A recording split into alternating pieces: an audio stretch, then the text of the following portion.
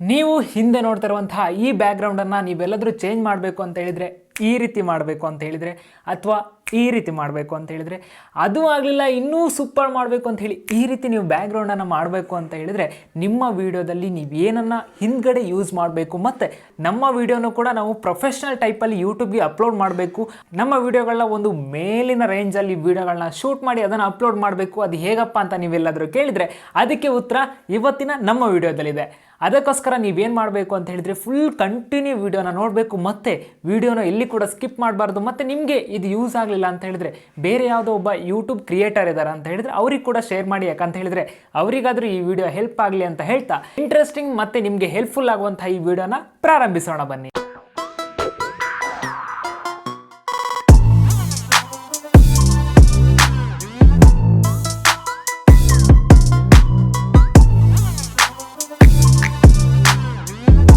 Green screen ಅಂತ ಹೇಳಿದ್ರೆ just ಇದು ಏನೂ ಇಲ್ಲ, ಒಂದು ಹಿಂದೆ ಬ್ಯಾಕ್ಗ್ರೌಂಡಲ್ಲಿ ನೀವು ನೋಡ್ತಾ ಇರ್ಬೋದು ಒಂದು ಬಟ್ಟೆ ಅಷ್ಟೇ. ಆ ಗ್ರೀನ್ ಸ್ಕ್ರೀನ್ ನಿಮ್ಮ ಮಾಮೂಲಿ ಬಟ್ಟೆ ಥರನೇ ಇರ್ತದೆ, ಸ್ವಲ್ಪ ಲಾಂಗ್ ಆಗಿ ದೊಡ್ಡದಾಗಿರ್ತದೆ ಅಷ್ಟೇ. ಆ ಗ್ರೀನ್ ಸ್ಕ್ರೀನನ್ನು ಆ ಬಟ್ಟೆ ನೀವೇನು ಮಾಡಬೇಕು ಅಂತ ಹೇಳಿದ್ರೆ ನಿಮ್ಮ ಬ್ಯಾಕ್ಗ್ರೌಂಡಲ್ಲಿ ನೀವು ಅದನ್ನು ಒಂದು ಮೊಳೆಯನ್ನು ಹೊಡೆದು ಅಥವಾ ನೀವು ಒಂದು ಸ್ಟ್ಯಾಂಡ್ ಮಾಡಿ ಅದನ್ನು ಅಲ್ಲಿ ಹಿಂದ್ಗಡೆ ಹಾಕಬೇಕಾಗ್ತದೆ. ಮತ್ತು ಅದಾದ ನಂತರ ಈ ಗ್ರೀನ್ ಸ್ಕ್ರೀನನ್ನು ಯೂಸ್ ಮಾಡೋದ್ರಿಂದ ಇನ್ನು ಬೆನಿಫಿಟ್ ಏನಪ್ಪ ಅಂತ ನೀವೆಲ್ಲಾದರೂ ಕೇಳಿದರೆ ಎರಡು ಬೆನಿಫಿಟ್ಗಳು ಈ ಗ್ರೀನ್ ಸ್ಕ್ರೀನನ್ನು ನೀವು ಯೂಸ್ ಮಾಡೋದ್ರಿಂದ ಸಿಗ್ತದೆ.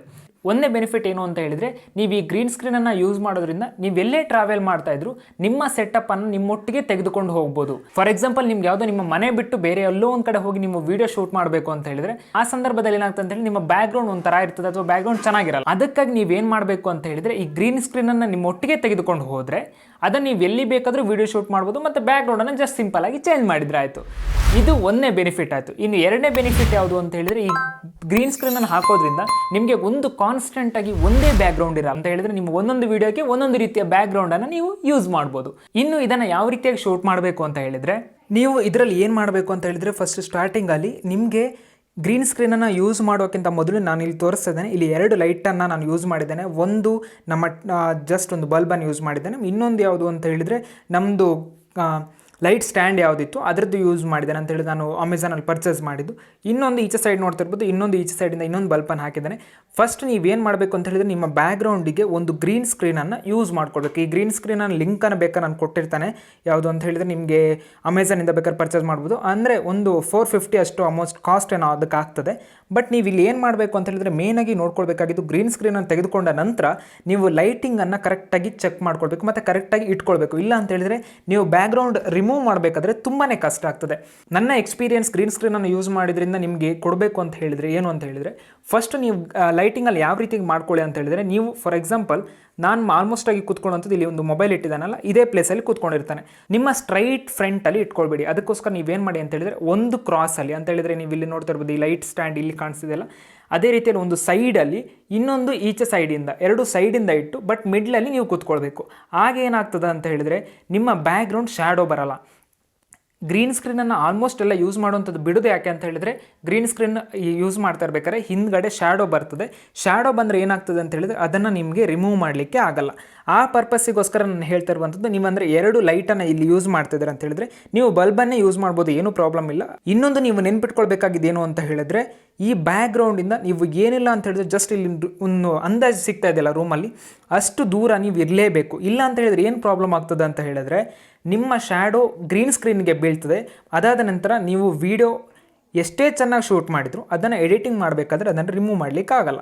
ನಾನು ಇವತ್ತಿನ ವಿಡಿಯೋದಲ್ಲಿ ಕೇವಲ ಅಂತ ಹೇಳಿದರೆ ನಾನು ಯಾವ ರೀತಿಯಾಗಿ ನನ್ನ ಗ್ರೀನ್ ಸ್ಕ್ರೀನನ್ನು ಯೂಸ್ ಮಾಡ್ತಿದ್ದಂಥ ಸಂದರ್ಭದಲ್ಲಿ ಅದನ್ನು ರಿಮೂವ್ ಮಾಡ್ತಾ ಇದ್ದೆ ಅಂತ ಹೇಳಿದರೆ ನಾನು ಯೂಸ್ ಮಾಡ್ತಿದ್ದದ್ದು ಲ್ಯಾಪ್ಟಾಪಲ್ಲಿ ಅದನ್ನು ಪ್ರೀಮಿಯರ್ ಪ್ರೋ ಎಡಿಟಿಂಗ್ ಸಾಫ್ಟ್ವೇರನ್ನು ಯೂಸ್ ಮಾಡಿ ನಾನು ಅದನ್ನು ರಿಮೂವ್ ಮಾಡ್ತಾ ಇದ್ದೆ. ಬಟ್ ನಿಮಗೆಲ್ಲಾದರೂ ನೀವು ಮೊಬೈಲಲ್ಲಿ ಶೂಟ್ ಮಾಡ್ತಿದ್ದಾರೆ ಅಂತ ಹೇಳಿದರೆ ಅದರಲ್ಲಿ ನೀವು ಯಾವ ರೀತಿಯಾಗಿ ಕೈನ್ ಮಾಸ್ಟರ್ನ ಯೂಸ್ ಮಾಡಿಕೊಂಡು ನಿಮ್ಮ ಬ್ಯಾಕ್ಗ್ರೌಂಡನ್ನು ಚೇಂಜ್ ಮಾಡಬೇಕು ಅಂತ ಹೇಳಿ ನಿಮಗೆಲ್ಲಾದರೂ ಗೊತ್ತಿಲ್ಲ ಅಂತ ಹೇಳಿದರೆ ಕಮೆಂಟ್ ಸೆಕ್ಷನಲ್ಲಿ ಕಮೆಂಟ್ ಮಾಡಿ. ನೀವು ಜಾಸ್ತಿ ಕಮೆಂಟ್ ಮಾಡಿದರೆ ನಾನು ಅದರ ಮೇಲೆ ಒಂದು ಡೆಡಿಕೇಟೆಡ್ ಆಗಿರುವಂಥ ಒಂದು ವಿಡಿಯೋನ ಮಾಡ್ತೇನೆ. ಮತ್ತು ಒಂದು ನೆನ್ಪಿಟ್ಕೊಳ್ಳಿ, ನಿಮ್ಮ ಬ್ಯಾಕ್ಗ್ರೌಂಡ್ ತುಂಬಾ ಮ್ಯಾಟರ್ ಆಗ್ತದೆ ಕೆಲವೊಂದು ಟೈಮ್ಗಳಲ್ಲಿ.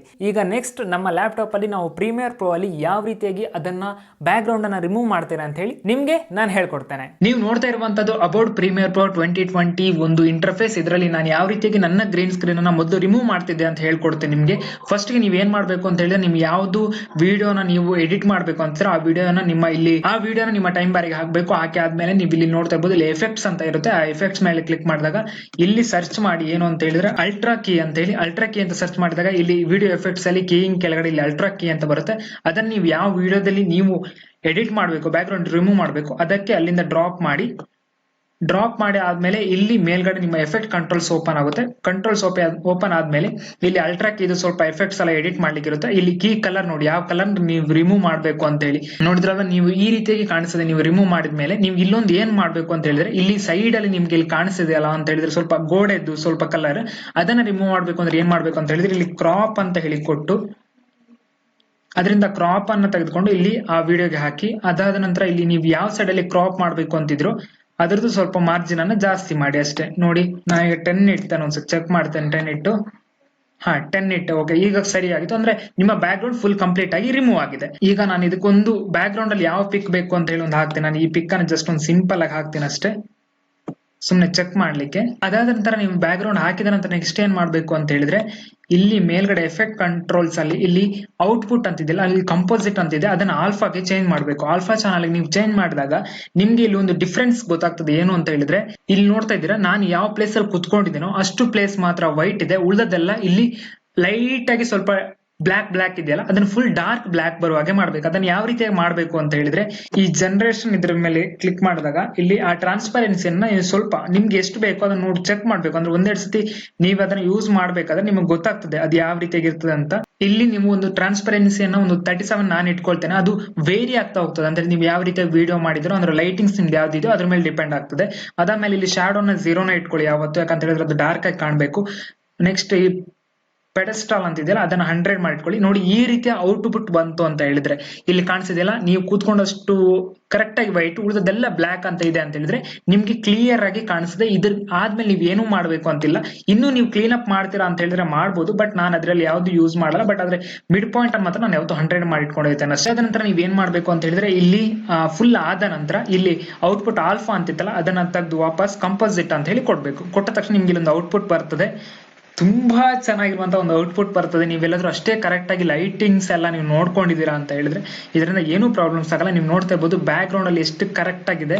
ನೋಡಿದ್ರಲ್ವಾ, ಇವತ್ತಿನ ವಿಡಿಯೋದಲ್ಲಿ ನೀವು ಬ್ಯಾಕ್ ಗ್ರೌಂಡ್ ಅನ್ನ ಯಾವ ರೀತಿಯಾಗಿ ರಿಮೂವ್ ಮಾಡ್ಬೋದು ಮತ್ತೆ ಬ್ಯಾಕ್ ಗ್ರೌಂಡ್ ಅನ್ನ ನೀವು ಚೇಂಜ್ ಮಾಡ್ತಾ ಇರ್ಬೋದು ಅಂತ ಹೇಳಿ ನಾನು ನಿಮ್ಗೆ ಹೇಳ್ಕೊಟ್ಟಿದ್ದೇನೆ. ಹಾಗಾಗಿ ನಿಮ್ಗೆಲ್ಲಾದ್ರೂ ಈ ವಿಡಿಯೋ ಇಷ್ಟ ಆಗಿದ್ರೆ ನೀವು ವಿಡಿಯೋಕ್ಕೆ ಒಂದು ಲೈಕ್ ಮಾಡಬೇಕು, ಹಾಗೆ ನಿಮ್ಮ ಫ್ರೆಂಡ್ಸ್ ಒಟ್ಟಿಗೆ ಶೇರ್ ಮಾಡಿ, ಮತ್ತೆ ಕೊನೆಯದಾಗಿ ನಮ್ಮ ಚಾನಲ್ಗೆ ಸಬ್ಸ್ಕ್ರೈಬ್ ಮಾಡ್ಕೊಳ್ಳಿ ಅಂತ ಹೇಳ್ತಾ ಇವತ್ತಿನ ವಿಡಿಯೋನ ಎಲ್ಲಿಗೆ ಮುಗಿಸ್ತಿದ್ದೇನೆ. ಜೈ ಹಿಂದ್, ಜೈ ಭಾರತ್ ಮಾತೆ.